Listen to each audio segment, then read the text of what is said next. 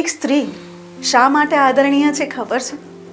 એને કંઈક લાઈન લખી હશે સ્ત્રી માટે, તે તમારી સમક્ષ અહીંયા કહી રહી છું. કુખમાં રહું છું ને રાખી શકું છું, ભલે નથી ભગવાન હું પણ તોય જન્મ તો આપી જ શકું છું. છે મારામાં એવી તાકાત કે હું મારા દેશને એક વીર તો આપી જ શકું છું.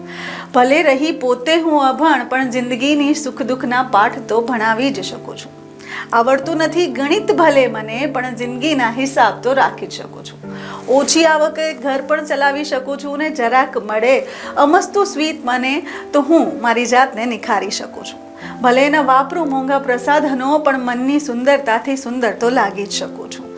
હોય સાથ જો પરિવારનો તો હું કંઈ પણ કરી શકું છું. પરણીને ભલે આવી હું પારકી પણ પોતાની આવડતે બીજાને પોતાના કરી શકું છું. નથી પુરુષ સમોવડી ભલે કે માનો ન માનો, નથી પુરુષ સમોવડી ભલે પણ મંદિરમાં તો દેવી તરીકે પૂજાઈ જ શકું છું. ને ગર્વ છે મને ખુદ પર કે ભલે હું એક રહી સ્ત્રી, એક સ્ત્રી થઈને પણ 100 કિરદાર નિભાવી શકું છું.